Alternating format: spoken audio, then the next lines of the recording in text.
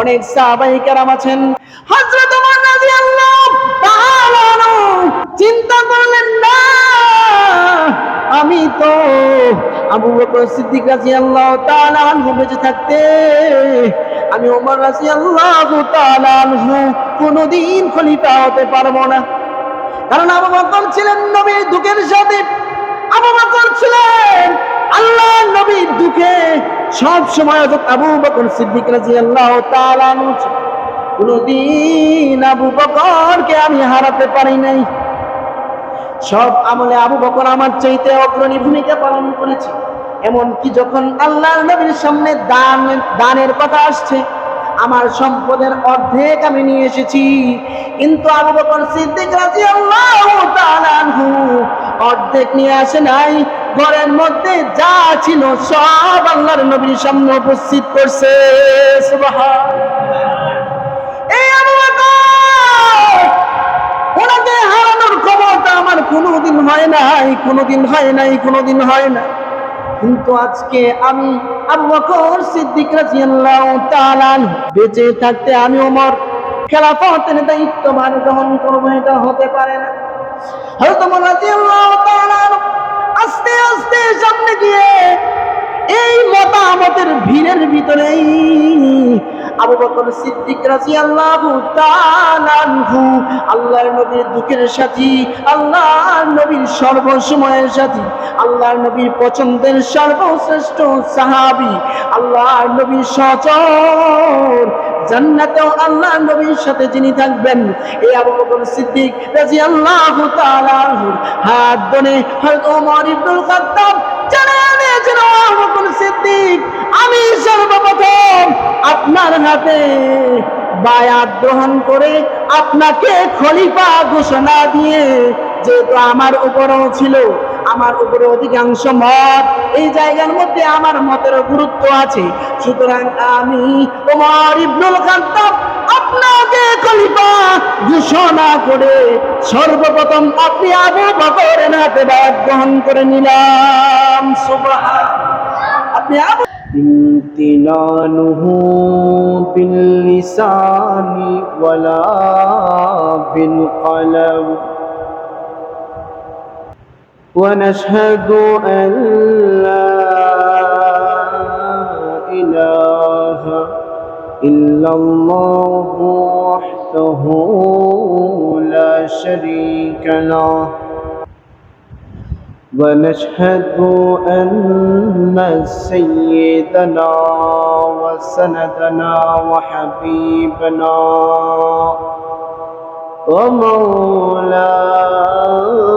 ومولانا محمدا عبده ورسوله الذي أرسل إلى الناس كافة بشيرا ونذيرا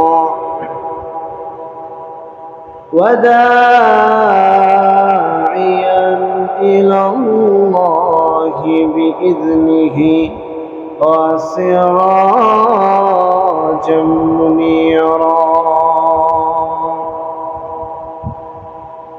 أما بعد فقد قال الله تعالى في كلامه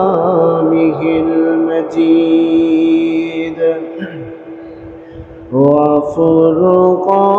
وفرقانه الحميد. أعوذ بالله من الشيطان الرجيم. بسم الله الرحمن الرحيم.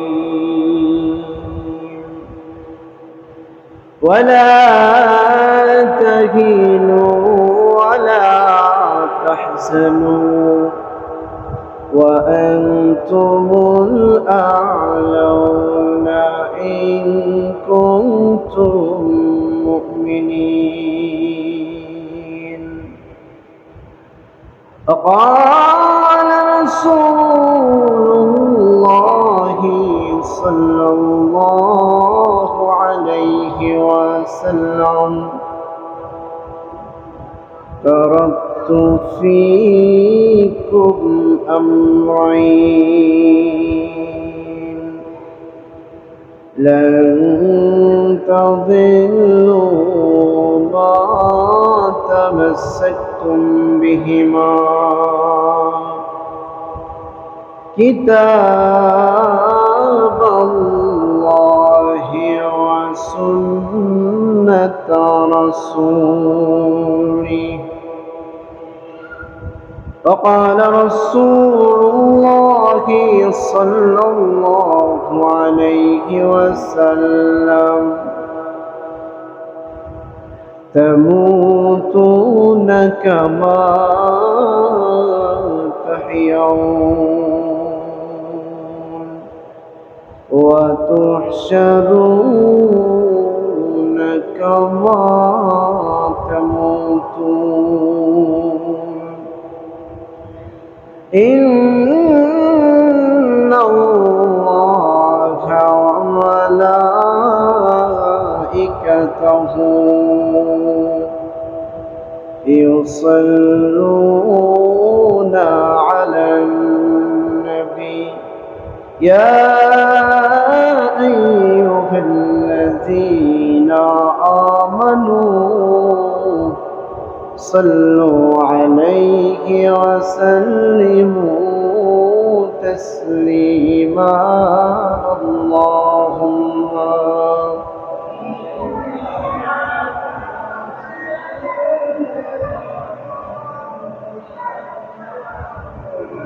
محمد وعلى آله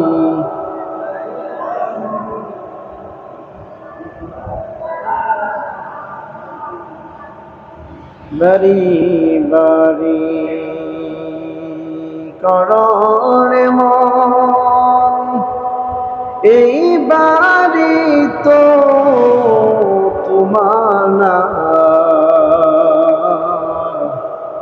আসল বাড়ি কবরস্থানে সেই খবর কি রাখো না।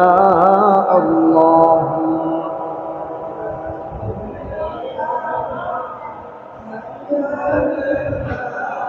مولانا محمد وعلى آله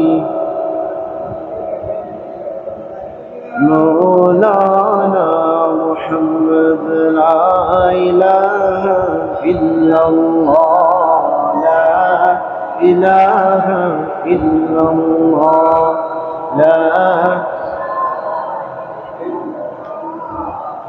إله إلا الله لا إله إلا الله لا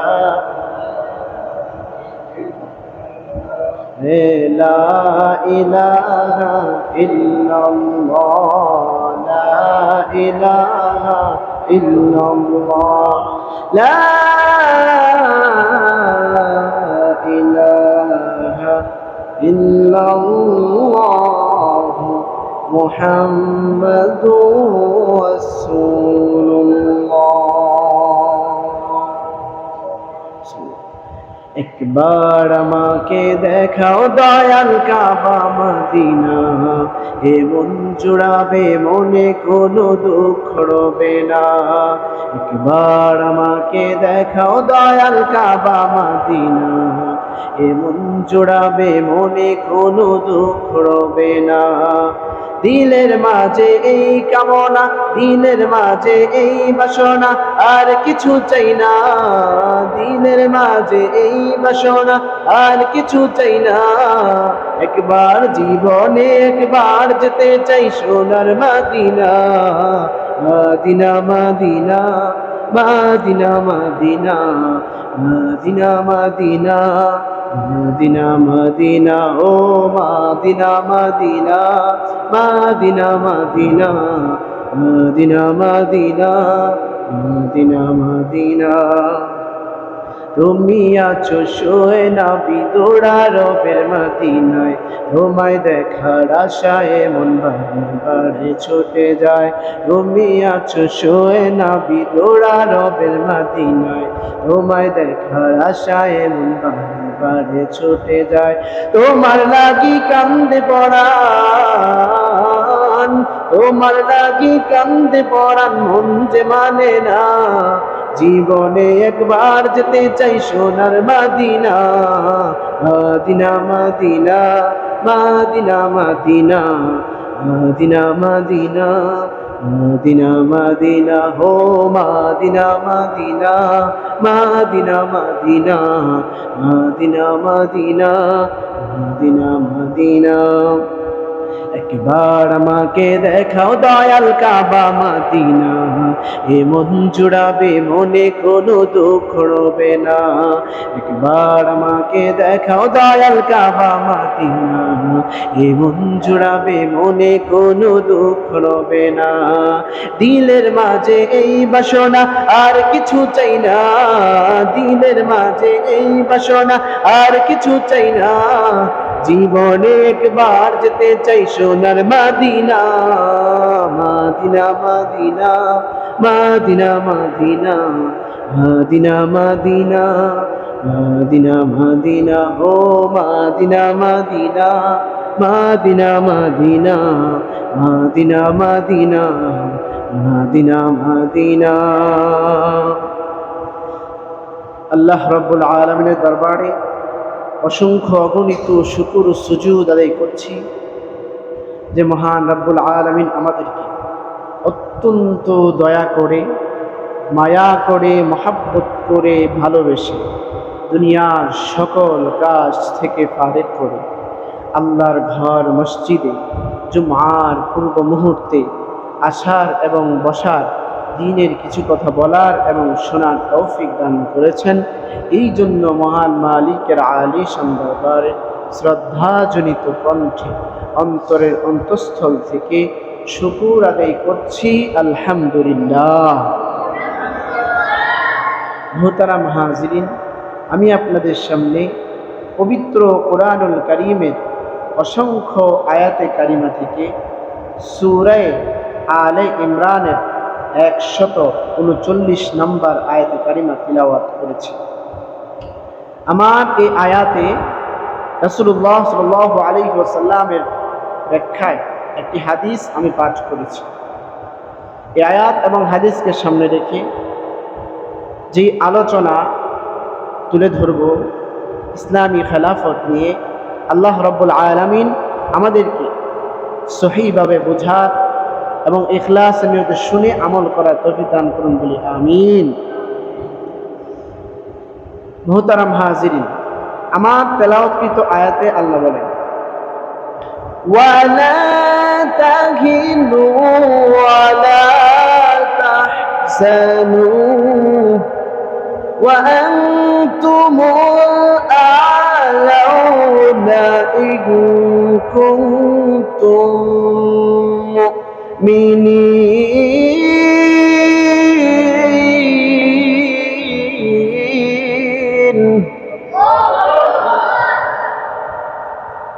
সূরা আলে ইমরানের উক্ত 139 নম্বর আয়াতে বলেন আল্লাহ যে ওয়ালা তাহিনু ওয়ালা তাহজানু, হে আমার মুমিন বান্দারা, তোমরা হতাশ হয়েও না, দুঃখ করো না, কষ্ট পেও না, দুঃখ পেও না, ভয় পেও না, তোমরাই বিজয়ী হবে। ওয়া আনতুমুল আ'লাউ, তোমরাই বিজয়ী হবে। ইন কুনতুম মুমিনিন, যদি তোমরা মুমিন হও, ইমানদার হও, তোমরাই বিজয়ী হবে, তোমাদেরকেই বিজয় দান করব। হয়তো সামান্য রক্তপাত ঘটবে, হয়তো সামান্য পরিমাণে তোমরা ক্ষতিগ্রস্ত হবে, কিন্তু এই ক্ষতি সেই ক্ষতি না।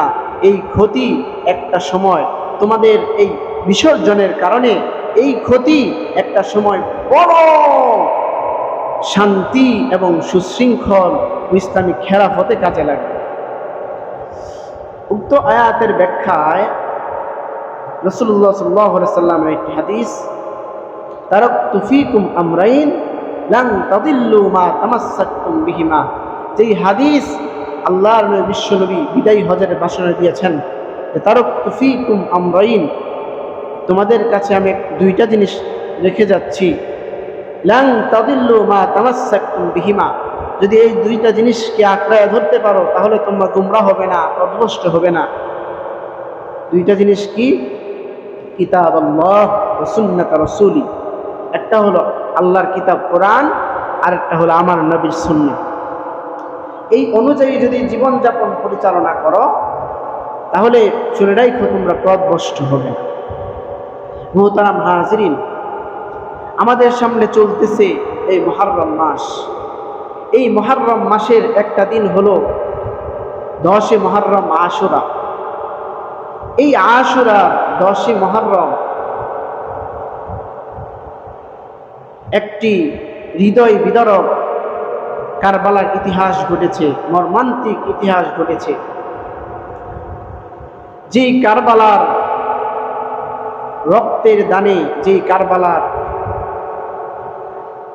শহীদদের ইমাম হোসাইন এবং ওনার পরিবারের লোকজন সহ ৭২ জন শহীদের বিসর্জনের কারণে আমরা ইসলাম পেয়েছি, আমাদের কাছে ইসলাম পৌঁছেছে। সেই ইতিহাস খুব হৃদয় বিদারক ছিল। কিন্তু সেই ইতিহাস জানার আগে, এই ইতিহাস বোঝার আগে আমাদের বুঝতে হবে রাসূলুল্লাহ সাল্লাল্লাহু আলাইহি ওয়াসাল্লাম থেকে নিয়ে আজ অবধি পর্যন্ত, এমনকি নবীর পরে যেই খলিফারা এসেছেন, রাষ্ট্র পরিচালনা করেছেন, তাদের পটভূমি এবং খেলাফতের যেই ধারা ছিল অব্যাহত, সেই ধারা থেকে কিভাবে খেলাফত বিচ্যুত হয়ে আবার ইহুদি খ্রিস্টানদের হাতে চলে গিয়েছে, এই বিষয়গুলো, এমনকি আল্লাহর নবী বিশ্বনবী থেকে একদম আমিরে মুআবিয়া পর্যন্ত, ইয়াজিদের পিতা আমিরে মুআবিয়া পর্যন্ত যেই সোনালী একটা যুগ ছিল, এই সোনালী যুগটা আমাদের সামনে ইতিহাসের মধ্যে ফুটে উঠেছে। ইতিহাসের স্বর্ণালী ভাষায় এই সোনালী যুগ এখনো স্বর্ণাক্ষরে মানুষের হৃদয়ে, মনে, দিলে, আত্মায় বহমান আছে। যেই সোনালী যুগ ইমাম মাহদী আসা পর্যন্ত আর কোনোদিন আমরা পাবো না। আল্লাহর নবী বিশ্বনবী রাহমাতুল লিল আলামিন, ওনার জন্মের পরে যখন 40 বছর একদিন অতিবাহিত হয়, আল্লাহ নবুয়তির কথা বললেন, নবী আপনি এখন বলেন আপনি নবী। আমার আপনার নবী বিশ্বনবী মক্কার ধারে ধারে, ঘরে ঘরে, ঘুরে ঘুরে বলে, আমি মুহাম্মদুর রাসূলুল্লাহ নবী, ইন্নী রাসূলুল্লাহ ইলাইকুম জামিআ, আমি মুহাম্মদুর রাসূলুল্লাহ তোমাদের নবী, তোমরা আমাকে নবী হিসেবে গ্রহণ করে নাও। আমি আল্লাহর পাঠানো নবী। কিন্তু আমার আপনার নবী যখন ঘোষণা দিয়েছে,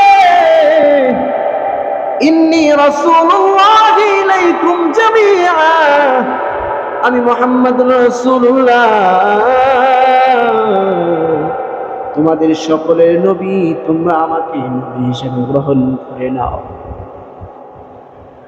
কিন্তু কাফেররা নবীকে চিনে নাই। নবীকে যত রকমের অত্যাচার ছিল করেছে। আল্লাহর নবী যখন মক্কায় দাওয়াত দিয়ে ব্যর্থ হয়ে গেলেন, আল্লাহর নবীর দাওয়াত কেউ গ্রহণ করে, অধিকাংশই গ্রহণ করে না। তাইফে গেলেন, সেখানেও আল্লাহর নবীর উপর অত্যাচার। আল্লাহ এবার নবীকে জানায় দিলেন, নবী আপনি মক্কায় থাকতে পারবেন না, আপনার মক্কা থেকে হিজরত করে মদিনায় যেতে হবে গো। আমি আল্লাহর আদেশ, আপনি হিজরত করে মক্কা থেকে মদিনায় চলে যান।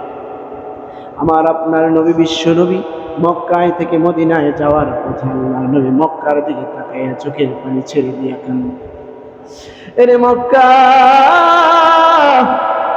তোর সাথে আমার কত স্মৃতি কওমান, আজকে আমি হিজরত করে মদিনায় যাই গো।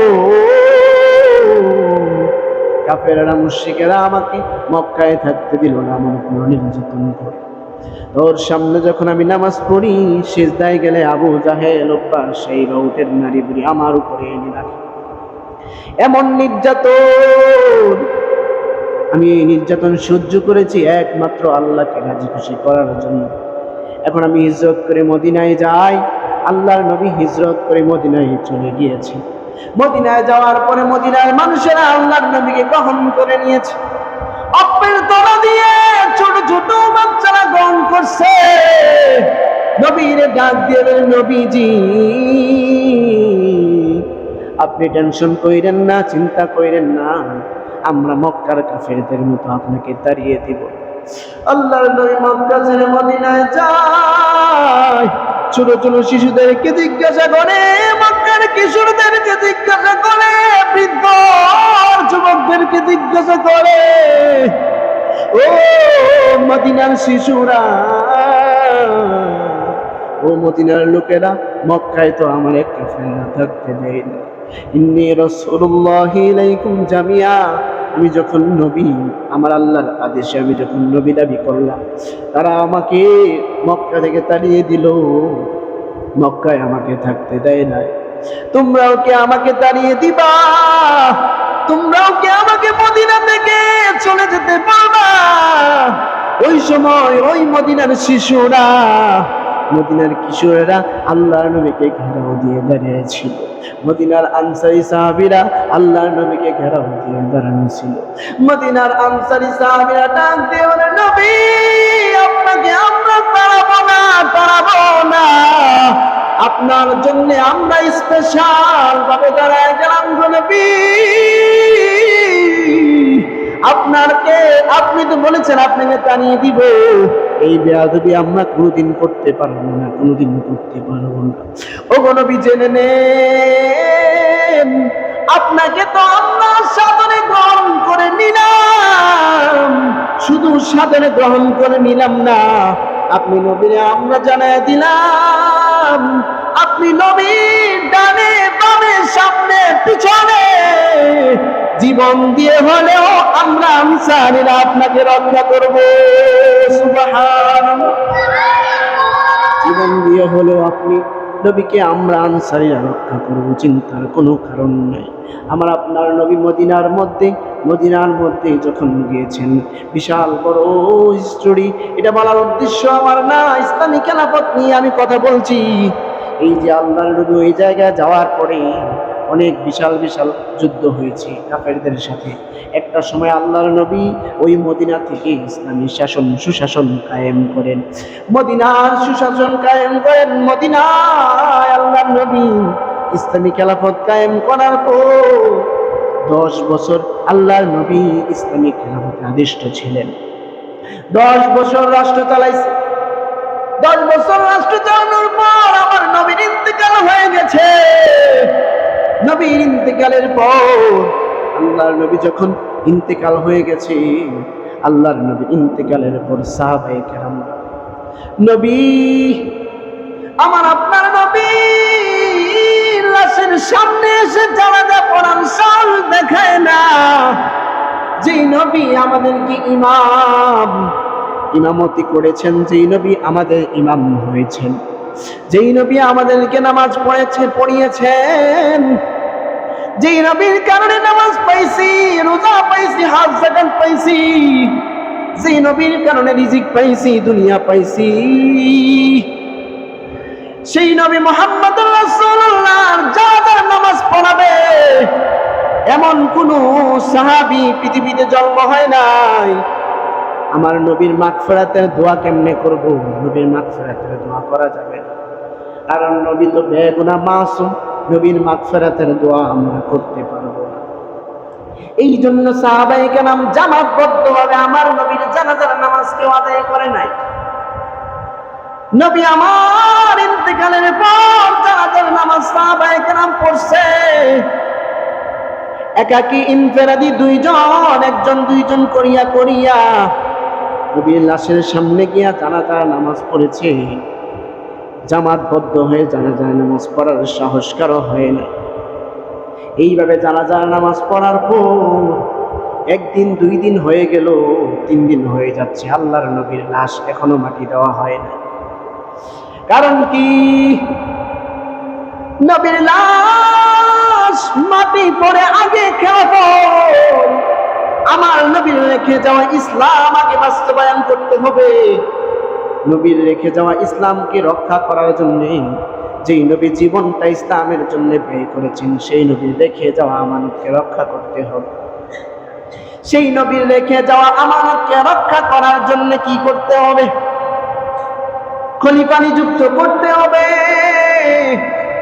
আল্লাহর নবী যখন অসুস্থ, বিশ্ব নবী আবু বকর সিদ্দিককে আল্লাহর নবীর জায়গায় দাঁড় করাইয়া দিয়েছে। আবু বকর সিদ্দিক রাদিয়াল্লাহু তাআলা আনহু নামাজ পড়িয়েছেন। আবু বকর সিদ্দিক রাদিয়াল্লাহু তাআলা আনহু আল্লাহর নবীর জায়গায় দাঁড়াইয়া নামাজের ইমামতি করেছেন। সুবহানাল্লাহ, বলেন না সুবহানাল্লাহ। আল্লাহর নবীর জায়গায় দাঁড়াইয়া জামাতের ইমামতি করে আল্লাহর নবী বুঝিয়ে দিয়েছেন, আমার পরবর্তী খলিফা হিসাবে, যদিও আনুষ্ঠানিক কোনো ঘোষণা দেয় নাই, আল্লাহর নবী বুঝাইয়া দিয়েছেন আমার পরবর্তী খলিফা হবে আবু বকর রাদিয়াল্লাহু তাআলা। কিন্তু এরপরও নবী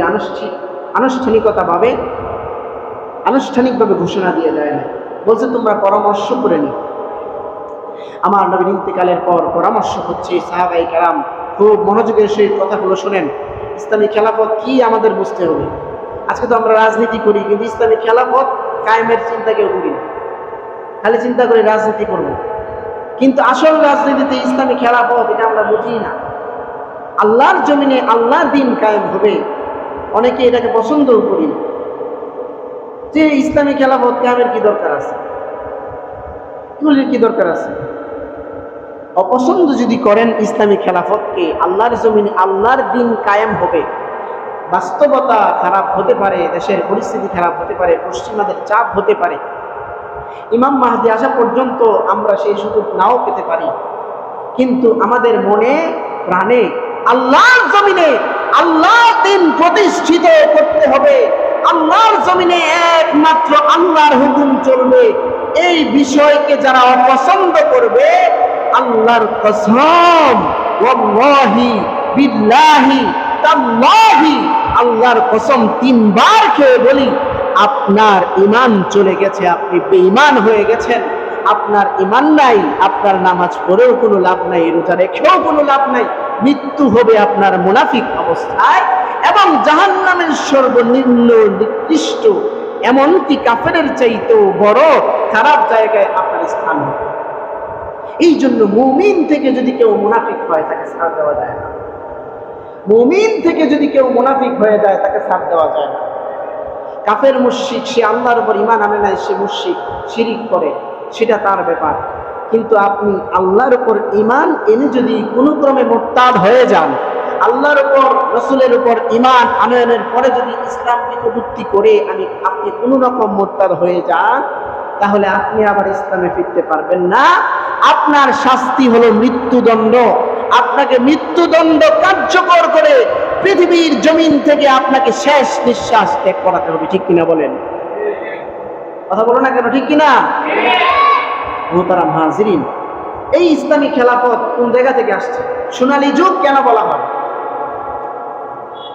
আজকে আমরা গণতন্ত্রের মাধ্যমে ভোটাধিকার নিশ্চিত করি। এই ভোটাধিকারের মাধ্যমে যোগ্য লোক ভোট পায় না, টাকার বাণিজ্য হয়, ব্যবসা হয়, এই জায়গার মধ্যে স্বজনপ্রীতি হয়। কিন্তু যদি ইসলামী খেলাফত থাকতো, যোগ্য মানুষগুলি বসে বসে যে সবচেয়ে বেশি যোগ্য, সে খেলাফতের দায়িত্ব পালন করবে। যে চুরি করবে না, ছিনতাই করবে না, বাটপারি করবে না, মানুষের সম্পদ খাবে না, মানুষের উপর জুলুম করবে না, ধর্ষণের শাস্তি দিবে, চুরির শাস্তি দিবে, ডাকাতির শাস্তি দিবে, কোরআন হাদিস অনুযায়ী যেইভাবে শাস্তি বর্ণনা আছে ওইভাবে প্রয়োগ করবে। নিজের জীবন গেলেও ইসলামের পক্ষে, আল্লাহর কোরআনের পক্ষে কথা বলবে। এই মানুষগুলোই উত্তম নেতা হওয়ার উপযুক্ত। ঠিক কিনা বলেন? কথা বলে না, অনেক শুনেন না কথা, কথা বলতে বুঝলেন? এই মানুষগুলোই সমাজের মধ্যে নেতা হওয়ার যোগ্য, ঠিক কিনা বলেন? মুহতারাম হাজরিন, তো আমি বলতেছিলাম ইসলামী খেলাফত। ইসলামী খেলাফত কি এটা আমাদের বুঝতে হবে। ইসলামী খেলাফত কেমন যুগ ছিল? এমনি এমনি তো অর্ধ পৃথিবীর খলিফা হযরত ওমর হয় না। হযরত ওমর ইবনে খাত্তাব অর্ধ জাহানের অর্ধ পৃথিবীর খলিফা, চারটিখানি কথা। এমনকি ওই সময় একটা মানুষ, একটা কুকুরও পর্যন্ত ক্ষুধার্ত ছিল না। অর্ধ পৃথিবী চালাইছে আঙ্গুলের ইশারা। বুঝেন, ইসলাম যদি পৃথিবীতে কায়েম হয়, আবার তো কায়েম হবে। হযরত আমাদের সামনে এখন তো আল্লাহর নবীর পরবর্তী সময় অর্ধ পৃথিবী মুসলমানদের হাতে আসছে, কিন্তু কিয়ামতের আগে যখন ইমাম মাহদী আসবেন, ইমাম মাহদী আসার পরে দাজ্জাল আসবে। দাজ্জাল এসে পৃথিবীতে বিশৃঙ্খলা সৃষ্টি করবে। এরপরে ঈসা আলাইহিস সালাতু ওয়াস সালাম এসে ওনাকে দেখে দাজ্জাল লবণের মতো গলতে থাকবে। উনি দাজ্জালকে হত্যা করবেন। এরপরে আবার তামাম পৃথিবীতে, শুধু তো মাত্র অর্ধ পৃথিবী আল্লাহর নবীর পরে শাসন হয়েছে, কিন্তু আবার তামাম পৃথিবী, যেমন সুলাইমান আলাইহিস সালাতু ওয়াস সালাম রাজত্ব করেছে তামাম পৃথিবীতে ঘুরে ঘুরে, জায়গায় জায়গায় গিয়ে, সেই সময় সোনালী যুগ আবার তামাম পৃথিবীতে আসবে। সেই সময়ের জন্য আমাদের অপেক্ষা, সেই সময়ের জন্য আমাদের সন্তানদেরকে তৈরি করতে হবে, আমাদের আত্মীয় স্বজন, আমাদের পরিবার পরিজন, আমাদের বংশকে সেইভাবে তৈরি করতে হবে, ইসলামকে বুঝিয়ে শুনি। আজকে ইসলামী খেলাফত কারা চায় না? ইসলামী খেলাফত কেন চায় না? কারণ ইসলাম আসলে তো আমার চুরি ধরা পড়বে, ইসলাম আসলে তো আমার চাঁদাবাজি বন্ধ হয়ে যাবে, ইসলাম আসলে তো আমি খারাপ কাজ করি, অন্যায় কাজ করি, ধর্ষণ করি, নারীদেরকে ফাঁদে ফেলে তাদের সাথে অপকর্ম করি, এসব বন্ধ হয়ে যাবে। ইসলাম আসলে তো আমি মানুষের সম্পদ জোর করে দখল করতে পারবো না, মানুষের সম্পদ খেতে পারবো না। এই জন্য কিছু নাস্তিক আর মুরতাদ এই ইসলামটাকে খারাপভাবে উপস্থাপন করে, যে মহিলাদেরকে ইসলাম প্যাকেট করে লাইছে ভিতরে থাকার জন্য। আরে মহিলা তো হয়েছে পুরুষের জন্য। মহিলাকে আল্লাহ কেন বানাইছে? আগে মহিলা ছিল, আদম আলাইহিস সালামকে আল্লাহ একা বানাইছে, মেয়ে তো বানায় না। আদম যখন জান্নাতে আছে, আদমের ভালো লাগে না। আল্লাহ বলেন, আদম কেন তোমার ভালো লাগে না? হযরত হাওয়াকে যখন বানিয়ে পাশে দিয়েছেন, আদম আলাইহিস সালামের মনটা প্রশান্তিতে ভরে গেল। এজন্যই তো আমরা বলি, রব্বানা হাব লানা মিন আজওয়াজিনা ওয়া যুররিয়াতিনা কুররাতা আ'ইনিন ওয়াজআলনা লিল মুত্তাকিনা ইমামা। আল্লাহর নবী শিখায়া দিয়েছেন, আল্লাহ কোরআনে বর্ণনা করেছেন, অবিবাহিত পুরুষেরা, বিবাহিত অবিবাহিত সকল পুরুষেরা কিভাবে দোয়া করবে? রব্বানা হাব লানা মিন আজওয়াজিনা, ও আমার মালিক, আমারে তুমি এমন স্ত্রী দান করো যার চোখের দিকে তাকাইলে, যার মুখের দিকে তাকাইলে আমার হৃদয় প্রশান্তিতে ভরে যায়, যার চোখের দিকে, চেহারার দিকে তাকাইলে আমার হৃদয়টা প্রশান্তিতে ভরে যায়, আমার ভালো লাগে। এখনকার মহিলারা অধিকাংশের চেহারার দিকে তাকাইলে, অধিকাংশ নারীদের চেহারার দিকে তাকাইলে জামাইয়ের আরো রাগ ওঠে। কারণ কি? নারীরা এমন তুচ্ছ ব্যবহার স্বামীর সাথে করে, পৃথিবীর সব মানুষের সাথে ভালো, কিন্তু স্বামীর বেলায় ভালো না। যত রকমের খেসখেস আর ঘেস ঘেস স্বামীর বেলায় করে। সমাজে এমন নারীগুলো যারা স্বামীকে সম্মান করে না, অথচ তারা জানে না এই স্বামীর জন্যই তো আমার সৃষ্টি হয়েছে, এই স্বামীর জন্যই আমার সৃষ্টি হয়েছে। আল্লাহ নবী জানায়া দিয়েছেন, এইভাবে তোমরা দোয়া করবা, রব্বানা হাব লানা মিন আজওয়াজিনা ওয়া যুররিয়াতিনা কুররাতা আ'ইনিন ওয়াজআলনা লিল মুত্তাকিনা ইমামা। ওগো আল্লাহ, এমন স্ত্রী দান করো, এমন সন্তান দান করো যার চোখের দিকে তাকাইলে, যার চেহারার দিকে তাকাইলে আমার অন্তর শীতল হয়ে যায়, আমার অন্তর শান্তিতে প্রশান্তি অনুভব করি। সারাদিন কাজ করে আসি, সন্তানের চেহারার দিকে তাকাইলে আমার হৃদয়টা শান্তিতে ভরে যায়। সারাদিন হাড় ভাঙা পরিশ্রম করে আসি, আমার স্ত্রীর চেহারার দিকে তাকাইলে আমার হৃদয় শান্তিতে ভরে যায়।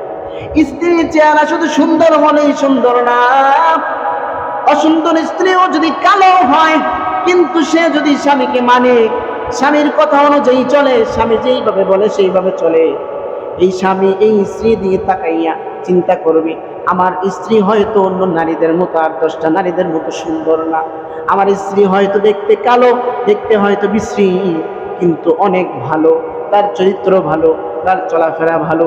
সারাদিন যখন কাজ করে আসি আমাকে দেখেই একটা মুচকি হাসি দেয়, আমাকে দেখেই পানি পানি আগায় দেয়, আর সব রকমের খেদমত আমার করে, ঠান্ডা মাথায় করে চিন্তা করে স্বামী তো আমাদের জন্য হাড় ভাঙা পরিশ্রম করে সারাদিন কষ্ট করে আসছে, এই স্বামী না থাকলে আমার কোনো দাম নাই, নারীর কোনো দাম নাই পুরুষ ছাড়া, পুরুষ ছাড়া নারী চলতে পারে না, আবার নারী ছাড়াও পুরুষ চলতে পারে না। এই জন্য পুরুষেরও দরকার স্বামী স্ত্রীর সাথে সুন্দর আচরণ করা, ভদ্র আচরণ করা। আমার স্ত্রীকে বারবার বোঝাবো, আমার স্ত্রীকে বারবার বলবো, আমার স্ত্রী যদি না শুধরায়, আমার স্ত্রীকে বারবার বলার পরেও যদি না শুধরায়, একই কাজ করে, তাহলে আমরা কি করি? রাগের মাথায় 3 তালাক দিয়ে ফেলি। 3 তালাক দিয়ে এসে মসজিদের হুজুরকে বলি, হুজুর 3 তালাক তো দিয়া লাইছে, এখন কি করব? হুজুর আর সুযোগ আসেনি, কোনোভাবে সিস্টেম করে দেন না। হুজুর কেমনে সিস্টেম করবো? হুজুর কি কোরআন হাদিস বানায়? হুজুর তো কোরআন হাদিস বানায় না, সিস্টেম কেমনে করবো? মুহতারাম হাজিরিন, ইসলাম আপনাকে গণ্ডি দিয়ে দিয়েছে, সর্বশেষ গণ্ডি হলো তালাক। আপনি সর্বশেষটা কেন নেন? আপনার স্ত্রীর সাথে আপনার বনিবনা হয় না, আপনি তাকে বুঝান, বারবার বুঝান, বারবার বুঝাইয়া লাভ হয় না। আপনি আপনার স্ত্রীর পরিবারকে জানান, 2 পরিবারের সম্মতিতে, 2 পরিবারের কথায়, 2 পরিবারের বৈঠকে স্ত্রীর সাথে মুআমালা মুআশারাত করেন। এভাবেও হলো না, আপনি আপনার স্ত্রীকে বিছানা আলাদা করে দেন। এভাবেও হলো না, আপনার স্ত্রী আপনার কথা শোনে না, তাহলে মৃদু প্রহার করেন, হালকা প্রহার করেন। হাদিসে আসছে মেসওয়াক দিয়ে হালকাভাবে 1-2টা প্রহার করো, মারো। কিন্তু গরুর মতো স্ত্রীকে পিটানো জায়েজ নাই, হারাম, হারাম। এইভাবে শাসন করার পরও যদি না দেখো, 1-2টা থাপ্পড় দেওয়ার পরও দেখো তোমার স্ত্রী কথা শোনে না, তোমার সাথে বেইমানি করে, তোমার সাথে তোমার সংসারে এসে সব রকমের অশান্তি করে, শান্তি দেয় না, এই সমস্ত স্ত্রীদেরকে তারপরে বাধ্য হয়ে তুমি 1 তালাক দাও। 1 তালাক দেওয়ার পরে 3 মাসের ভিতরে যদি না শুধরায়, তাহলে আবার 2 তালাক দাও। 2 তালাক দেওয়ার পরেও যদি ভালো হয় না, তারপরে একদম শেষ তালাকটা খতম করে দাও, শেষ তালাক দিয়ে। কিন্তু আমরা প্রথমেই তালাক যে দেওয়া শুরু করি, 1, 2, 3 দিয়া 14, 15, 16 দিয়া 14 তালাক, একদম গোষ্ঠী শুদ্ধা তালাক উদ্ধার করে দেয়, ঠিক কিনা? গোষ্ঠী শুদ্ধা তালাক উদ্ধার করে। 2 তালাক, তোর মায়া তালাক, তোর বাবা তালাক, তোর 14 গোষ্ঠী তালাক। আসেনি সমাজের মধ্যে এমন? কথা বলেন, আছে নাকি? এটা হলো তরিকা না। ডিভোর্স তালাক এটা হলো সর্ব নিকৃষ্ট হালাল। এটা রাখা হয়েছে একদম বাধ্য হয়ে গেলে, যদি বাধ্য হয়ে যায় আর কোনোভাবে সংসার চালানো যাচ্ছে না, তখন ছাড়বে। মুহতারাম হাজিরিন, তো বলতেছিলাম ইসলামী খেলাফত আমাদের সামনে প্রকাশিত হয়েছে। আল্লাহর নবীর ইন্তেকালের পর বিশ্বনবীর লাশের সামনে কেউ জানাজার নামাজ পড়ানোর সাহস করে না। সাহাবায়ে কেরাম 1জন, 2জন, 3জন করে জানাজার নামাজ পড়ছে। তারপরে ইসলামী খেলাফত খলিফা নিযুক্ত করার জন্য সাহাবায়ে কেরাম বৈঠক করেছেন। এই ক্ষেত্রে আল্লাহর নবীর ঘোষণা ছিল যে হযরত ওমর ইবনুল খাত্তাবের ক্ষেত্রে, যে আনা খাতামুন নবিয়্যিন লা নবিয়্যা বাদি, লাউ কানা বাদি নবিয়্যান লাকানা, যে আমি শেষ নবী, আমার পরে আর কোনো নবী নাই। যদি আমার পরে নবী হইতো তাহলে কে হইতো বলেন তো? বলেন, আপনারা কিছু বলেন, কে হইতো? হযরত ওমর। লাউ কানা বাদি নবিয়্যান লাকানা ওমর, আমার পরে কোনো নবী নাই, যদি নবী হইতো ওমর হইতো। এই হাদিসের প্রেক্ষিতে সাহাবায়ে কেরাম অধিকাংশ মত দিছে ওমর ইবনুল খাত্তাব ইসলামিক খেলাফতের দায়িত্ব নেবে। ওমর ইবনুল খাত্তাব রাদিয়াল্লাহু তাআলা আনহু এই কথা শোনার পর দেখছেন, এখানে বৈঠক বসার পরে অধিকাংশই আসছে ওমরের পক্ষে, আর কিছু কিছু মানুষ ওমরের পক্ষে আসে নাই, ভয় পাইতেছে। ওমর রাদিয়াল্লাহু তাআলা আনহু তো কড়া মেজাজে, আশাদ্দুহুম ফি আমরিল্লাহি ওমর, আল্লাহর আদেশের ক্ষেত্রে প্রচুর কঠোর উমর, কোনো সুযোগ দেয় না। উমর কোনো সুযোগ দেয় না। দর্শন করছো, লগে লগে তরবারি বের করে ফেলাই দিছে। কোন নারীর বুরকা ধরে টান দিছে, তরবারি বের করে গলা ফেলাই দিছে। ইসলামের ক্ষেত্রে কেউ আল্লাহর নবী কটূক্তি করছে, তরবারি পুষ্পদ্ধ করে একদম গর্দান উড়াই দিছে। ইসলামের ক্ষেত্রে কারোর সাথে কোনো স্যাক্রিফাইস নাই। খুব কঠোর ছিলেন, কঠোর মেজাজের ছিলেন। এটা আল্লাহর কাছে আবার পছন্দনীয় ছিল। এজন্যই আল্লাহ বলছেন যে লাউ কানা বাদি নবী আল্লাহ কানা ওমর, আল্লাহ নবীকে জানায় দিয়েছে আপনার পরে নবী হইলে ওমর হইত, কিন্তু নবী হওয়ার পথ বন্ধ। এই হাদিসের ভিত্তি করে সাহাবায়ে কেরাম মত দিয়েছেন যে ওমর ইবনুল খাত্তাব উনি হলেন সর্বশ্রেষ্ঠ। আল্লাহ নবীর পরে যেহেতু নবী হওয়ার কথা বলছেন, তো ওনাকে আমরা মত দিই। অধিকাংশ সাহাবায়ে কেরাম মত দিয়েছেন। কিছু কিছু সাহাবায়ে কেরাম আবু বকর রাদিয়াল্লাহু তাআলা আনহুকে মত দিয়েছেন। এমনি ওমর রাদিয়াল্লাহু তাআলা আনহু বৈঠক থেকে দাঁড়িয়ে গেলেন। ওমর ইবনুল খাত্তাব রাদিয়াল্লাহু তাআলা আনহু বৈঠক থেকে দাঁড়িয়ে আস্তে আস্তে সামনে যে হযরত ওমর ইবনুল খাত্তাব 1 2 3 4 এভাবে পা ফেলে সামনে যে আল্লাহর নবীর ইন্তেকালের পরে যেই বৈঠক বসেছে আবু বকর সিদ্দিক রাদিয়াল্লাহু তাআলা আনহু ওই জায়গার মধ্যে আছেন। আর এই বৈঠকের মধ্যে ওমর রাদিয়াল্লাহু তাআলা আনহু আছেন, অনেক সাহাবায়ে কেরাম আছেন। হযরত ওমর রাদিয়াল্লাহু তাআলা আনহু চিন্তা করলেন, না, আমি তো আবু বকর সিদ্দিক রাদিয়াল্লাহু তাআলা আনহু বেঁচে থাকতে আমি ওমর রাদিয়াল্লাহু তাআলা আনহু কোনদিন খলিফা হতে পারবো না। কারণ আবু বকর ছিলেন নবীর দুঃখের সাথে, আবু বকর ছিলেন আল্লাহর নবীর দুঃখে সব সময় আবু বকর সিদ্দিক রাদিয়াল্লাহু তাআলা আনহু কোনদিন আবু বকরকে আমি হারাতে পারি নাই।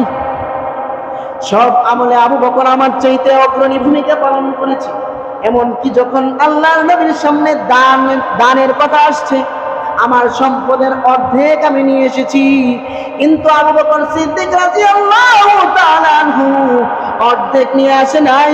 ঘরের মধ্যে যা ছিল সব আল্লাহর নবীর সামনে উপস্থিত করছে। সুবহানাল্লাহ। এই আবু বকর, ওনাকে হারানোর ক্ষমতা আমার কোনোদিন হয় নাই। কিন্তু আজকে আমি আবু বকর সিদ্দিক রাদিয়াল্লাহু তাআলা আনহু বেঁচে থাকতে আমি ওমর খেলাফতের দায়িত্বভার গ্রহণ করব, এটা হতে পারে না। হযরত ওমর রাদিয়াল্লাহু তাআলা আনহু আস্তে আস্তে সামনে গিয়ে এই মতামতের ভিড়ের ভিতরেই আবু বকর সিদ্দিক রাদিয়াল্লাহু তাআলা আনহু আল্লাহর নবীর দুঃখের সাথী, আল্লাহর নবীর সর্বসময়ের সাথী, আল্লাহর নবীর পছন্দের সর্বশ্রেষ্ঠ সাহাবী, আল্লাহর নবীর সহচর, জান্নাতেও আল্লাহর নবীর সাথে যিনি থাকবেন, এই আবু বকর সিদ্দিক রাদিয়াল্লাহু তাআলা আনহু হাত ধরে হযরত ওমর ইবনুল খাত্তাব জানালেন, আবু বকর সিদ্দিক, আমি সর্বপ্রথম আপনার হাতে বায়াত গ্রহণ করে আপনাকে খলিফা ঘোষণা দিয়ে, যেহেতু আমার উপরেও ছিল, আমার উপরে অধিকাংশ মত, এই জায়গার মধ্যে আমার মতেরও গুরুত্ব আছে, সুতরাং আমি ওমর ইবনুল খাত্তাব আপনাকে খলিফা ঘোষণা করে সর্বপ্রথম আপনি আবু বকরের হাতে বায়াত গ্রহণ করে নিলাম। সুবহানাল্লাহ। আপনি আবু বকরের হাতে বায়াত গ্রহণ করে নিলেন। হে আবু বকর, আপনি চিন্তা করেন না, আমি আপনার পাশে আছি। আবু বকর রাদিয়াল্লাহু তাআলা বলেন, না, আমি দায়িত্বভার নিতে পারবো, এটা মহান দায়িত্ব, আমি পারবো না। অথচ আমাদেরকে সামান্য একটা ইউনিয়ন পরিষদের চেয়ারম্যান দিলে লাভ দিয়ে উঠি, আরে আমি হবো, আমি সামান্য একটা মেম্বারের পদের মধ্যে লাভ দিয়ে উঠি, আমি হবো, আমি। কিন্তু তারা কেমন ছিল যে এই দায়িত্বভার তো অনেক বেশি, আমি তো পারবো না, আমি এই মানুষের দায়িত্ব কেমনে নিব? যদি কোনো মানুষ না খেয়ে থাকে, যদি কোনো অসহায় মানুষ, বিধবা মানুষ না খেয়ে থাকে, তাকে ভাতা না দিতে পারি, যদি কোনো বৃদ্ধ মানুষ তাকে ভাতা না দিতে পারি, যদি কোনো অসহায় মানুষ ভাতা না দিতে পারি, রাস্তাঘাট মানুষ চলতেছে, এই রাস্তাঘাট নষ্ট হয়ে গেছে, সময় মতো যদি আমার দায়িত্ব আমি পালন না করতে পারি, আল্লাহর কাছে জবাব দিতে হবে। আমি কিভাবে এই দায়িত্ব গ্রহণ করব? আমি পারবো না। আবু বকর রাদিয়াল্লাহু তাআলা আনহুকে সবাই মিলে দায়িত্বভার গ্রহণ করিয়ে দিয়েছেন।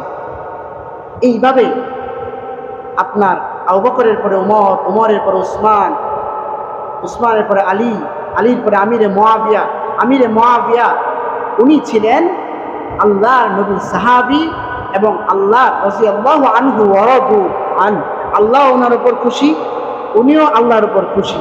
সুতরাং আমিরে মুআবিয়াকে নিয়ে কোনো কথা চলবে না। আমিরে মুআবিয়াকে নিয়ে এই কারবালার ইতিহাস যে আমিরে মুআবিয়ার ছেলে ঘটিয়েছে, এই ইয়াজিদ এর শাসন আমল, এই বিস্তারিত এখানে কথা আছে। ইসলামী খেলাফত কোন জায়গা থেকে আসছে, এরপরে ওমর ইবনুল খাত্তাব, এই জায়গা থেকে ইনশাল্লাহ আগামী জুমায় আলোচনা করব। এরপর আস্তে আস্তে কারবালার ইতিহাস, কারণ ইতিহাস থেকে আমাদের শিক্ষা অর্জন করতে হবে। খালি হুসাইন রাদিয়াল্লাহু তাআলাকে মেরে ফেলছে, যুদ্ধ করছে, ৭২ জন শহীদ হয়েছে, তারপরে তাবুতে আগুন ধরায় দিছে, একদম সন্ধ্যা পর্যন্ত একা হুসাইন রাদিয়াল্লাহু তাআলা লড়ছে, এই বিষয়গুলো জানলে হবে না। এই জায়গা থেকে শিক্ষা, হুসাইন রাদিয়াল্লাহু তাআলা আনহু এই ইয়াজিদকে খলিফা না মানার একটা মাত্র কারণ হলো ইয়াজিদ মদ পান করত, ইয়াজিদ সে বেশ্যা নারীদেরকে নিয়ে খেলামেলা করত, ইয়াজিদ সে খারাপ লোক ছিল। আল্লাহর নবী হযরত ওমর, হযরত আবু বকর, হযরত আলী যে সিংহাসনে বসে খেলাফার দায়িত্ব পালন করেছেন, রাষ্ট্র পরিচালনা করেছেন, সেই খোলাফার দায়িত্ব, সেই খেলাফতের দায়িত্ব একজন মদখোর আর একজন লম্পট আর একজন চরিত্রহীন মানুষ, জালেম জুলুমকারী যে মানুষের উপর সাহাবায়ে কেরামের উপর জুলুম করেছে, সাধারণ মানুষের উপর জুলুম করেছে, এটা হুসাইন রাদিয়াল্লাহু তাআলা আনহু মেনে নেয় নাই। সেই কারণে বাতিলের পক্ষে কথা বলে নাই। হযরত হুসাইন রাদিয়াল্লাহু তাআলা আনহু একনিষ্ঠ ছিল যে মৃত্যু হবে, হয়ে যাক, সন্তান হারাইছি হারাই, আলী আসগর হারাইছি হারাই, আলী আকবর হারাইছি হারাই, আমার সন্তান হারাইছি হারাই, আমার পরিবারের সদস্য হারাইছি হারাই, আমার সাহাবীদের ৭২ জন শহীদ হয়েছে, হোক, প্রয়োজনে আমি শহীদ হয়ে যাব।